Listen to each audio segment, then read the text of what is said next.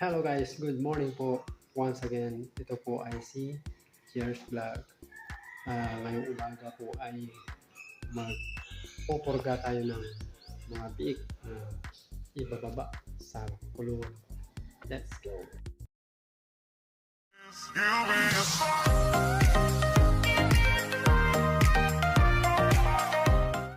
So, ayan po sila ang mga ibababa. Bali, 10 yan, 10 sa kabila. Pero hatiin po yan kasi yung kulungan doon may mga bakante pa. Pero pag marami ng mga biik, 10-10 lang po ang laman nun. Pero pa sa mga mahaba, 12-12 na po ang laman. So, ito po ay tapos na po ang kanilang bakuna. Panglimang bakuna na po ito. Yung huli ay yun po ang pamurga, yung ivermectin. Kasi sa program ko po, nasabi ko po yan sa vlog, 5 po yun na bakuna. Yung dati ko pong program, okay din po yun. Pero ito ngayon, may binago din po ng dalawa, pinagpalit lang po. Kaya, ito, pang-5 na po ito yung bakuna. So, etong mga to ay ibababa po yan, babakunahan namin. Titingnan nyo lang po ang video. Ito po ay binabakunahan sa pigi. Yan po banda. Yan. 1 ml po na ivermectin injectable ang ipupurga. So, mga kaluwag na po sila dun sa kulungan na yun kasi dito medyo masikip eh. So, dito po, doon po sila ilalagay. Yun, makikita nyo ba? Doon. Puntahan natin. Dito po sila ilalagay. Yan, mahaba po. Ito po ay mga na-disinfect ko na. Nababaran ko na ng Clorox. Kinukuskus po yan. Binabaran ko ng isang gabi. Tapos inanlawan kinaumagahan. So, dito sila ilalagay. So, ang mangyari po ay, di ba, 10, 20. Yung sa isang batch na 10, 5 dyan, 5 dito. Tapos dito, bali sa pangalawang batch po, merong 2 kasi na maliit. Bukod po yun sa maliit na kulungan. 2 sila, pero ang mangyayari lang po dito ay magiging 4. So ito po talaga, ang laman po talaga nito ay, ng mahaba ng kulungan nito ay 12 ang pinakamataas po niya. Kaya pag marami na po ulit kaming baboy, marami ng production, magiging 12 na po. Pero sa ngayon, marami pa kaming bakante ng mga kulungan. Ito, may mga bakante pa. Pag marami na pong production, puno po lahat yan. Tapos yung mga nagdadagdag po kami ng mga dumalaga. So ayun, ganun, pa unti-unti lang madagdag. So ayun po, balik tayo dito. Kailangan po kumpleto po sa bakuna ang mga biik bago nyo po baba o bago ibenta. Ganun po ang patakaran yata sa pagbibenta ng biik. Pero ito po hindi namin binibenta, pinapalaki po ito, pinupatinir tapos paglaki sa kaya bibenta. So kailangan kumpleto nila sa gamot para may panlaban sila sa mga sakit. Pagbaba nila, kasi panay po yan sungkal, kutkot kung saan saan, kailangan may panlaban sila, kailangan pupurgahin din po sila. So ayun, pag bago po ibababa to, ang kinakain po nito ay pre-starter na. So pagkadating po ng 30 kilos, halo-haloan na ninyo ng starter, ang pre-starter, para masanay po sila. Hindi manibago andyan. Pero ang tiyan.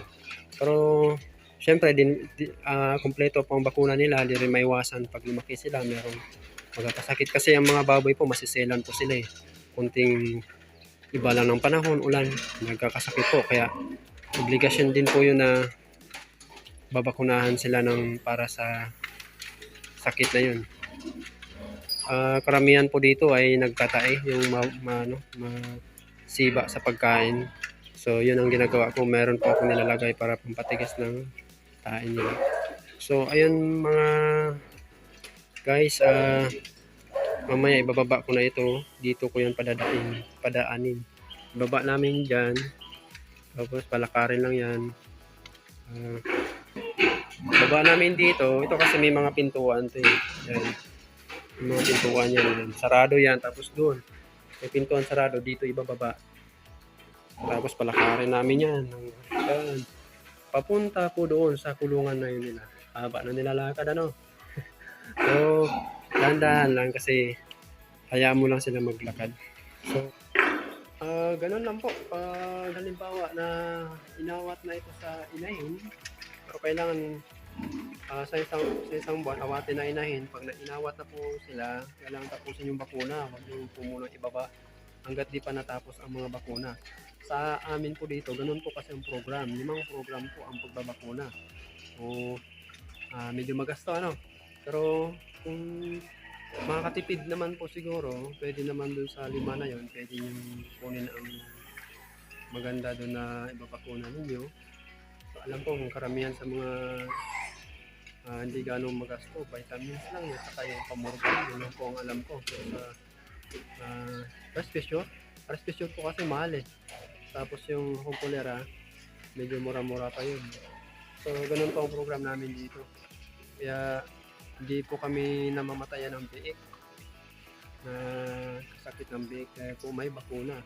Simula po nung nagawa kami ng program. So po sa program namin na ginawa, yan po, naging okay po ang mga biik hanggang sa paglaki nila.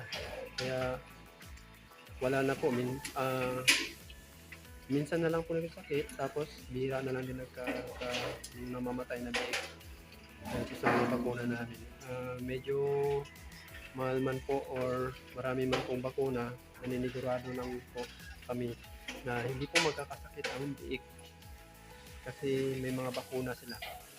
So, yan po ang panglaban nila sa kung ano man harapin nila araw-araw sa panahon, ganyan, sa ulan. Ngayon kasi katatapos na nilang kumain, pinapahingahan ko muna kahit mga ilang minuto bago ibababa kasi baka busog kasi pinapaubos ng pagkain bago sila ibababa. Mamaya i-video ko rin yung kung nandun na sila, kung anong kondisyon nila tapos namin ibaba. So, abangan nyo na lang po.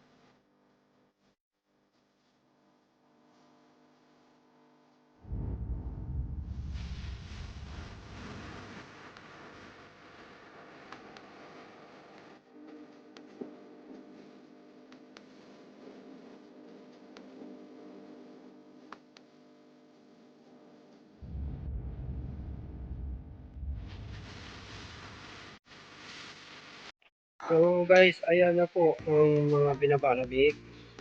Bali 2 o 5, tigli 5 po yan.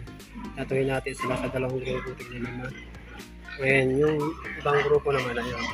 So makakabuelo po sila dyan. Magsawa po sila dyan sa laki ng kulungan. Kasi 4 lang sila eh. Pero pag marami na mga biik, ang laman po niyan 12. So ayan, tuwang-tuwa sila kasi binaba sila. Lumawak na yung kanilang tatakbuhan. Mabilis po yan lalaki sila kasi maliit lang. Maliit kasi 4 lang sila o kunti lang sila. So ayun, ganun din po. So ayan, tapos na po ang pagbakuna, binaba na po lahat. So ang papakain po dyan ay pre-starter. Pagdating po ng 30 kilos, haluan na po ng starter. So ayan po, lagi po yan binabakunahan bawat baba sa nila. pamorga, ivermectin, injectable. O makikita mo sila na naninibago sila sa kulungan, panay kutkot nila, ayan, palay takbo, palay higa kasi malaki ng hawak nila.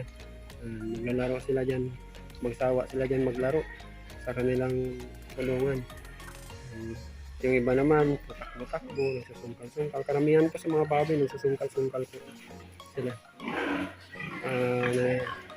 Pag nailagay sila sa bagong kulungan nila, kailangan po bago po ilagay yung mga biik ay nilinisin po muna, ibabrush po yan. Yan po, may mga Clorox pa nga po yan, pero brush ko na po yan ng maayos.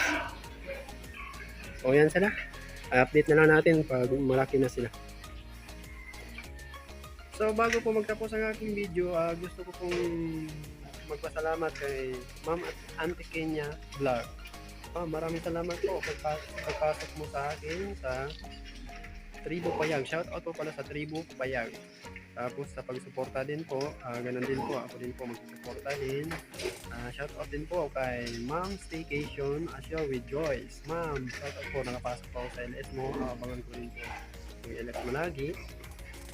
Tapos shout out din po kay Ma'am Rose Pinay. Hi Ma'am Rose Pinay, busy po minsan kaya hindi po ako makakapasok sa LS mo lagi, mga panood pag may oras po, pasok po ako dun. Saka shout out din po kay World OG.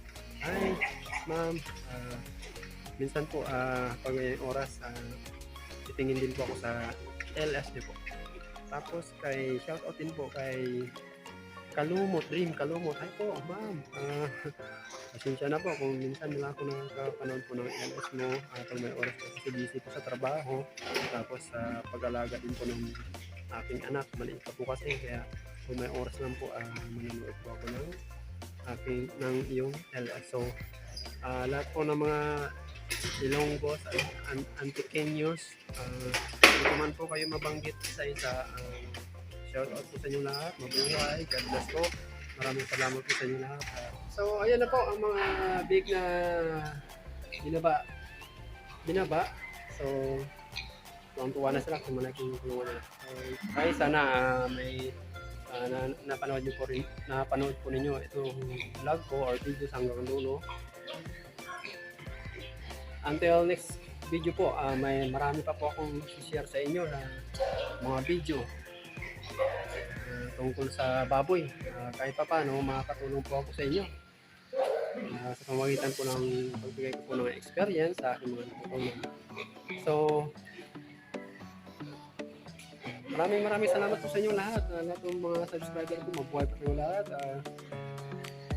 ingat po kayo lagi, shout out po sa inyo lahat. So yan, hanggang dito na lang, bye bye. Yung dalawa ko pala ay ayan, yung dalawa diyan ko nilagay kasi maliit sila talo sila sa kain, may kulungan sila sarili. Yung kapatid po ito ng pangalawang box, yung 8 na hinati ko sa apat-apat.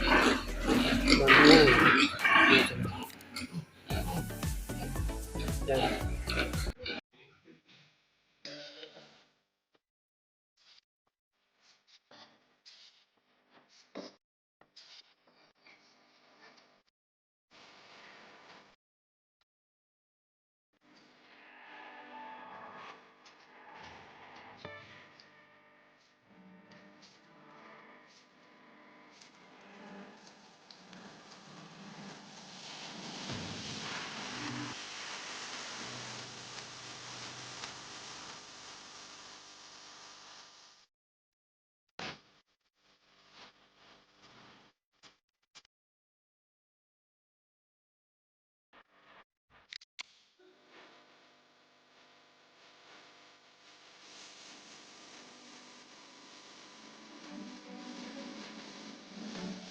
Huwag din